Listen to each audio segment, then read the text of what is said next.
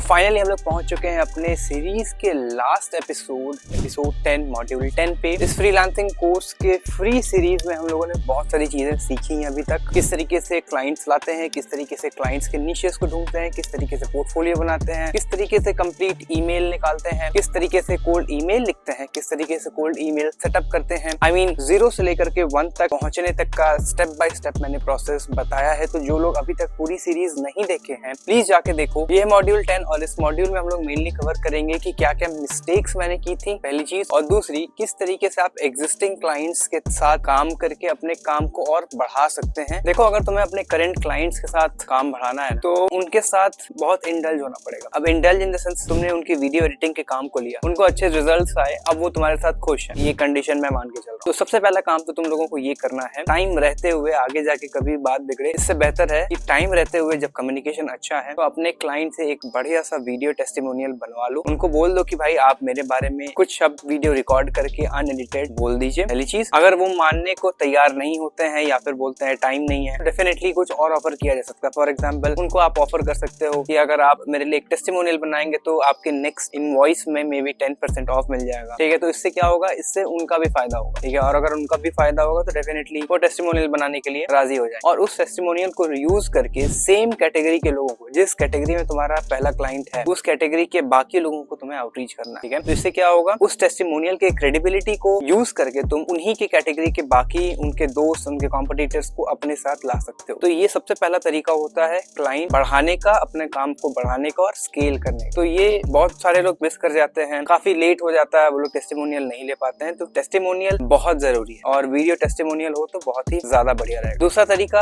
काम बढ़ाने का ये हो सकता है कि जो भी तुम्हारा करंट क्लाइंट है उसको सिर्फ वीडियो एडिटिंग तो चाहिए नहीं। ठीक है, उसका कोई ना कोई वेबसाइट होगा, उसको थंबनेल्स बनाने होंगे, हो सकता है वो एड्स रन करता हो, बहुत सारी पॉसिबिलिटीज है। ठीक है, तो जैसे जैसे तुम अपना काम उनके साथ कर रहे हो, उनको अपने साथ इतना ज्यादा डिपेंडेंट बना दो कि वो तुम्हारे बिना रह ना पाए। व्हाट आई मीन इज कि वीडियो एडिटिंग के साथ आप उनको ऑफर कर दो कि आप उनके लिए थंबनेल भी बना दोगे। Now here are 2 cases. हो सकता है आपको थंबनेल बनाना नहीं आता हो सकता है आपको आता हो। अगर आता है तो आप बना सकते हैं अगर आपके पास टाइम है, और इन केस नहीं आता तो आप किसी के साथ टीम अप कर सकते हो और उनको थंबनेल का काम दे सकते हैं, keeping the margin with you, क्योंकि वो आपके client and that is very valid reason. और दूसरा ये है कि अगर आपके पास वो स्किल नहीं है तो अगेन आप टीम अप कर लीजिए एंड किसी ऐसे इंसान को अपने टीम में रख लो जिसको आप उनके थंबनेल्स आउटसोर्स कर सकते हो, वहां से भी आपकी एक अर्निंग हो जाएगी। इसी तरीके से बाकी सर्विसेज के लिए भी आप उनको पिच कर सकते हो, जैसे एड्स अगर हैं तो एड्स टीम को आप आउटरीच करो। ठीक है, तो बेसिकली क्या होगा, आप अपने क्लाइंट को अपने सोर्सेज को डिस्ट्रीब्यूट कर दोगे और बीच का सारा मार्जिन, एक extra income without any further work आपको मिल जाएगा। सो एक ये बहुत इफेक्टिव तरीका है अपने काम को बढ़ाने का, और इसी तरीके से एक बिजनेस बिल्ड होता है। यही एक तरीका है कि आप एक बड़ा टीम बना लीजिए और अपने काम को रेलेवेंट टीम को आउटसोर्स करके प्रॉपर मॉनिटर करके उनको डिलीवर कर। तो ये एक तरीका है। इसके अलावा अगर आपको अपने बिजनेस को स्केल करना है फ्रीलांसिंग से तो सबसे इंपॉर्टेंट है डिलीवरेबिलिटी एंड क्वालिटी। ठीक है, तो जो भी आप काम कर रहे हैं, हो सकता है शुरू में आपको ज्यादा पैसे नहीं मिले, हो सकता है शुरू के 1-2 साल आपको ज्यादा पैसे नहीं मिले, लेकिन कोशिश यही करनी है कि आपका नेटवर्क इतना स्ट्रांग हो जाए क्लाइंट्स के थ्रू कि आपको रेफरल्स मिलने लगे, आपको कभी काम की कमी नहीं हो। फिर एक ऐसा पॉइंट आता है जब आप एक ऐसे पोजीशन पे एस्टैब्लिश हो जाते हैं कि आप ज्यादा चार्ज कर सकते। कभी भी शुरू में अगर लॉन्ग टर्म का गेम खेलना है तो कभी भी हाई प्राइस शुरू में ही नहीं चार्ज करना चाहिए। अगर आप बिगिनर, अपने आप को उस तरीके से पोजीशन करो मार्केट में, अपने आप को इस तरीके से मार्केट करो कि तुम्हारे पास कभी प्रोजेक्ट्स की कमी ना हो और तुम desired amount of money charge कर सकते हो। क्यों कर सकते हो? क्योंकि तुम्हारे पास ऑप्शंस इतने अवेलेबल हैं कि अगर ए पर्सन ने नहीं दिया तो बी पर्सन आपको दे करके जाएगा, राइट? तो it all depends upon skills and your positioning. So इस पे आपको काम करने की जरूरत है। अब बात कर लेते हैं कुछ इंपॉर्टेंट मिस्टेक्स की जो मैंने शुरू में की थी और मैं चाहूंगा कि आप सभी लोग मत करना। सबसे बड़ी मिस्टेक जो शुरू में हम लोगों ने की थी वो ये था कि मल्टीपल नीश को एक साथ हम लोग टारगेट कर रहे थे। शुरू में हम लोगों के पास कोई क्रेडिबिलिटी थी नहीं, हम लोग स्टार्ट आउट किए थे और मेरा ऐसा थॉट प्रोसेस था कि सभी लोगों को हम लोग केटर कर सकते हैं, लेकिन ऐसा हुआ नहीं। जब हम लोग सभी लोगों को केटर करते हैं तो वो लोग पास्ट का एक्सपीरियंस मांगते हैं, ठीक है, और हमारे पास कोई एक्सपीरियंस होता नहीं, या फिर अगर हम किसी का एक्सपीरियंस देते भी हैं उसको हम लोग ऑथेंटिकेट नहीं कर सकते। तो कोशिश हमेशा ये रहनी चाहिए कि शुरू में आप जितने माइक्रो नीश जा सकते हैं उतना माइक्रो नीश आपको जाना है। फॉर एग्जांपल, कैसे माइक्रो नीश चाहिए? लेट्स से एल्बर्टा में आप सैलून्स को टारगेट कर रहे हैं। Let's take the example of website development. ठीक है, तो एल्बर्टा में जितने भी सैलून सर्विसेज हैं आप उनके वेबसाइट्स को जाके चेक करो और उनको आप लिखो कि एल्बर्टा में सैलून सर्विसेज को हम लोग स्पेसिफिकली केटर करते हैं, उनके वेबसाइट को रीडिजाइन करते हैं या फिर उनके बिजनेस को एलिवेट करते हैं, उनकी मार्केटिंग करते हैं, जो भी। तो ये एक नीश हो गया, सब ये माइक्रो नीश हो गया। क्यों माइक्रो नीश हो गया? आपने प्लेस स्पेसिफाई कर दिया एल्बर्टा। सेकंड, आपने स्पेसिफाई कर दिया कि वो एक सैलून है। आपने ये कभी नहीं कहा कि यूएसए के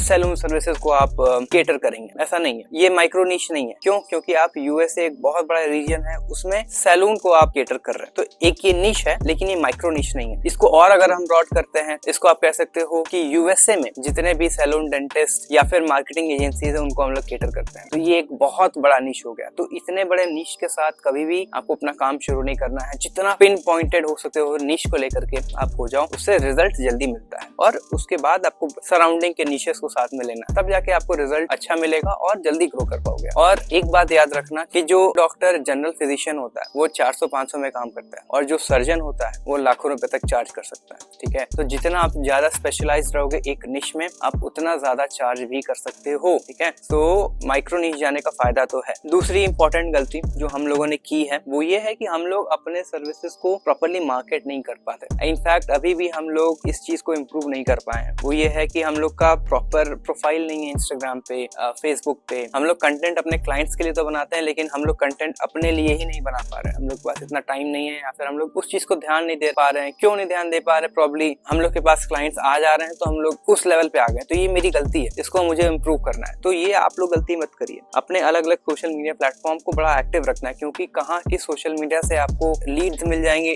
इनबाउंड लीड्स, आपको भी नहीं पता। कोई स्क्रॉल कर रहा है आपके पेज पर, आया, देखा कि अच्छी अच्छी सर्विसेज आप दे रहे हो, वहाँ कॉन्टैक्ट नाउ का ऑप्शन है, आपको कॉन्टैक्ट किया, आपको एक नया लीड मिल गया। You never know. सो अपने सोशल मीडिया हैंडल्स को इम्प्रूव करो और उसको इस तरीके से मैनेज करो कि वहां से इनबाउंड लीड्स आते रहे। और उसमें सबसे इंपॉर्टेंट है लिंक्डइन और इंस्टाग्राम। ये दोनों प्लेटफॉर्म्स बहुत इंपॉर्टेंट है, इसको हाईली ऑप्टिमाइज करने की जरूरत है। मैं भी कोशिश कर रहा हूँ, रिजल्ट आप लोग खुद ही देखोगे, लेकिन कैसे करना है वो मैंने डिस्कस किया हुआ है। It's just about the implementation for me. ठीक है, मैं इम्प्लीमेंट जब करूंगा तो मैं आप लोगों को जरूर बताऊं। उसके बाद तीसरी गलती की बात कर लेते हैं। लीड्स जो हम लोग निकालते थे उसको वेरीफाई नहीं करते थे। तो जब भी हम लोग कोल्ड ईमेल्स के लिए लीड स्क्रैप करते थे शुरू में, हम लोग उस लीड को कभी वेरीफाई नहीं किया। लीड्स वेरीफाई नहीं करने का नतीजा ये था कि उसमें कई सारे वेस्ट लीड्स थे, उसमें कई सारे स्क्रैप डेटा था। ठीक है, इसकी वजह से हुआ ये कि हमारा ईमेल का हेल्थ डाउन हो गया, हमारी डिलीवरेबिलिटी पे इश्यू आया, और अल्टीमेटली हमारे ईमेल को स्पैम में लैंड होने लगे, और फिर जाके हमें रीस्टार्ट करना पड़ा। तो हमेशा अपने डेटा को वेरीफाई करो, और वेरीफाई करने के लिए रियॉन ईमेल वेरीफायर है, और भी कई सारे ईमेल वेरीफायर्स है जो आप यूज कर सकते हो। डेटा स्क्रैपिंग प्रॉपर्ली होनी चाहिए। चौथी अगर हम लोग सबसे बड़ी गलती की बात करें वो है क्लाइंट एक्विजिशन प्रोसेस को रोक देना। Now what I mean by रोक देना है कि आपके पास 2-4 क्लाइंट्स आ गए ईमेल्स के थ्रू, इनबाउंड के थ्रू, रेफरल, वो जो भी है, उसके बाद आपने अपनी एक्विजिशन प्रोसेस को रोक दिया। उसके बाद आपकी मार्केटिंग टीम या फिर अगर आप हैंडल कर रहे हो क्लाइंट एक्विजिशन सिस्टम, तो वो आपने पॉज कर दिया या स्लो डाउन कर दिया, फिर आप नए क्लाइंट्स एक्वायर करने की तरफ जा ही नहीं रहे, तो आपकी कंपनी डाउन हो जाएगी। तो ये कभी नहीं करना। अपने